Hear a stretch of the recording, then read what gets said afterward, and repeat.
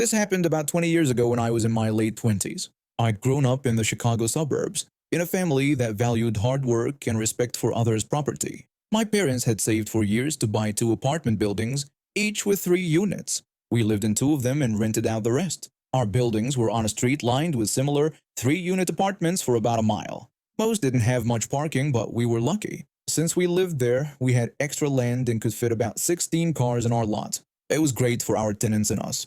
For years, everything was fine. We had good relationships with our tenants, and the parking situation was never an issue. But then, one day, I noticed unfamiliar cars starting to show up in our lot. At first, I thought it was just a one-time thing, maybe someone visiting a tenant, but it kept happening. One day, I'd had enough. I blocked in one of these random cars, thinking I'd have a word with the driver when they came back. This jerk actually drove through our bushes and across the yard to get out. I was furious. I called the cops, but they said there wasn't much they could do. That's when I decided to take matters into my own hands. I called a tow company and had them put up signs warning that unauthorized vehicles would be towed. For a while, that seemed to do the trick. No more random cars. But then came New Year's Eve. I got home from work, ready to relax and celebrate, when I saw our entire parking lot was full. There were even cars on the street blocking in the other cars. I called the tow company, but they were swamped and couldn't come for hours. Now, you have to understand, it was freezing out. Below zero, typical Chicago winter. As I stood there shivering and fuming, an idea hit me. A wicked, delicious idea. I went to the garage and dug out our lawn sprinklers and hoses. I connected one hose to the hot water faucet in the laundry room so it wouldn't freeze up. Then I set up 3 sprinklers and got to work. For the next 5 hours, I moved those sprinklers every half hour or so, making sure to cover every single car and every inch of the parking lot. I paid special attention to the locks, the spaces between the windows and the seals, and even the grills. By the time I was done, everything was encased in a thick layer of ice. Satisfied with my work, I put away the sprinklers and hoses and went to bed. But my night wasn't over yet. At 4 a.m., I was woken up by furious pounding on our doors and non-stop doorbell ringing. I smiled to myself and called the cops. When they arrived, I finally went outside to face the music. The scene was chaotic. Angry people were yelling and gesturing at their frozen cars. Some were crying, others were threatening to sue. The cops were trying hard not to laugh. One of the car owners approached me, red-faced and shouting. He demanded to know what I had done to their cars. I calmly explained that I hadn't done anything to their cars, pointing out that this was private property and they were all trespassing. The angry car owner sputtered that their friend had told them they could park here, claiming he owned an apartment nearby. I retorted that their friend had lied, emphasizing that this was our property and the signs clearly said that unauthorized vehicles would be towed. I pointed to the tow signs, which were clearly visible despite the ice. The cops backed me up, explaining that they could ticket on private property with the owner's permission. One of the officers then informed the group that they would all be getting tickets and their cars would be towed. He added that there was nothing they could do about the ice damage. The entitled parkers were livid, but there was nothing they could do. Later, I found out that the friend who told them to park here was the same idiot who had driven over our bushes months ago. Turns out, he'd been charging people to park in our lot during his New Year's party. Well, I bet he had some explaining to do to his guests. Not only did these entitled people have to pay for towing and tickets, but they also had to deal with the damage the ice had done to their cars. Some of them couldn't even open their doors for days. This is actually my mom's story, but it involves me when I was just a baby. She told me about it recently because my husband and I are expecting our first child, and she wanted to prepare me for the crazy situations parents sometimes face. So, a bit about me and my family. My mom is Filipino, but she was raised in California. You wouldn't know it from talking to her. She doesn't have an accent or anything. My dad, on the other hand, is as white as they come. I ended up taking after him in the looks department. I'm pale as can be and don't look Asian at all. This has led to some interesting situations over the years. Anyway, this particular incident happened when I was about 5 months old. My parents had taken me to the mall for some shopping. I was tucked away in my stroller, probably drooling or doing whatever it is babies do. At some point, my dad needed to use the restroom, so my mom decided to sit down and wait for him. That's when this lady, let's call her Karen, approached us. At first, she seemed friendly enough. Karen asked how old I was, commenting on how cute I looked. My mom replied, telling her I was 5 months old. Karen then looked at my mom, and that's when things started to go downhill. She asked if my mom was the nanny. My mom tried to correct her, but Karen interrupted, assuming she must be the babysitter. My mom was in shock at this point, but she tried again. She explained that she was actually my mother and had given birth to me. Karen, still not believing her, pointed out that I didn't look like my mom at all. My mom tried to explain that I took after my father in appearance. Karen, however, wasn't having any of it. She accused my mom of kidnapping me, saying it didn't make sense that I didn't look like her and that my father wasn't around. My mom was terrified at this point, especially when Karen tried to take me out of the stroller. My mom protested, telling Karen that I was her baby. But Karen insisted she was going to find my real parents. Just then, my dad came back from the restroom and saw what was happening. He ran over to us, demanding to know what Karen was doing and telling her to let go of the stroller. Karen looked at him, then at me, and you could see the wheels turning in her head as she realized I looked just like my dad. She mumbled something about how I did look like my father after all, and then just said never mind, and left. And just like that, she walked away. No apology, no nothing. She just left as if she hadn't just accused my mom of kidnapping and tried to take me away. My parents were shaken up to say the least. They reported the incident to mall security and the police for attempted kidnapping. We haven't heard back from the police yet, but I'll update if we do. The whole thing is just mind-boggling to me. The audacity of some people to assume they know everything about a family based on a quick look, and to think they have the right to intervene based on those assumptions, it's crazy. I'm just glad my dad showed up when he did. Who knows what might have happened if he hadn't? It's a scary thought, but it's also a reminder of how important it is to look out for each other, especially in public places where you never know what kind of people you might encounter.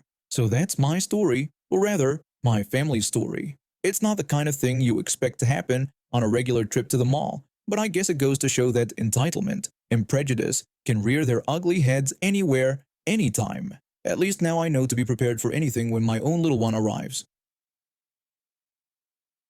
When I arrived at college as a wide-eyed freshman ready to tackle my biochemistry major and make new friends, our dorm leader seemed cool at first. He was this laid-back upperclassman who told us he'd stay out of our business if we stayed out of his. He even bragged about how much he drank during his freshman year, hinting that he wouldn't care if we had alcohol in our rooms as long as we kept it quiet. Fast forward to the end of October. I just finished the toughest week of my life, with 3 brutal exams back-to-back. To unwind, a guy down the hall invited me to watch an NBA game in his room. There were just 3 of us, chilling and watching the Lakers on a Thursday night. My new friend offered me some vodka. Being a naive freshman trying to fit in, I took 1 shot. Just 1. That's when things went sideways. One of the guys spilled some soda and went to grab paper towels. As he left, our dorm leader walked by and spotted the vodka. He laughed and made a comment about remembering his freshman days, telling us to keep it down.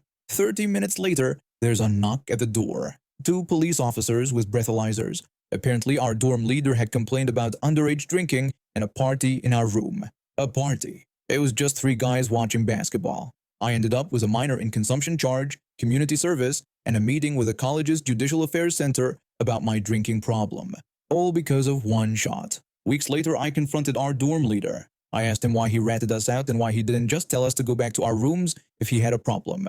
His response was cold. He told me that I had made a decision and had to suffer the consequences of that decision. After that, I moved off campus and joined a fraternity. I thought I was done with that hypocrite, but nope.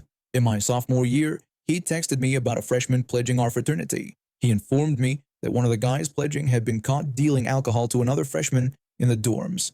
Turns out he'd reported another kid for giving someone a bottle of wine. This poor freshman got a minor in possession charge and had to face judicial affairs too. But here's where it gets good. In his meeting with Judicial Affairs, the freshman mentioned that our former dorm leader had texted me about his charges. Apparently, that's a huge no-no. The Judicial Affairs guy said if we could prove it, our ex-dorm leader would be in serious trouble. So I sent them the text. Sweet, sweet karma. I didn't hear anything for a while, but near the end of the year, I ran into our ex-dorm leader at the dining hall. He came up to me with this whole sob story. He admitted that he knew I had reported him to Judicial Affairs.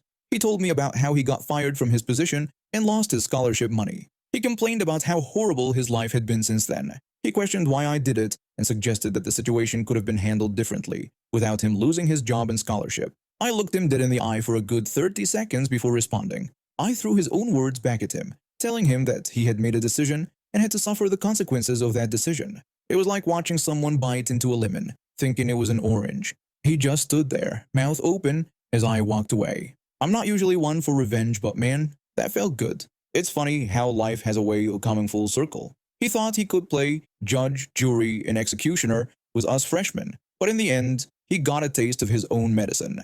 I finished my biochemistry degree without any more run-ins with power-tripping dorm leaders. And whenever I think about having a drink now, I always remembered to keep it off campus. Some lessons stick with you for life, I guess.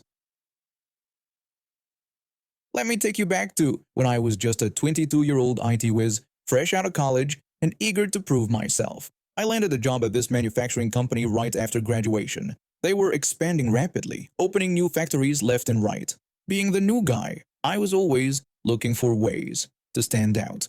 So when the opportunity came up to travel to these new sites for installations and troubleshooting, I jumped at the chance. My colleagues, mostly older guys with families, were more than happy to let me take these trips.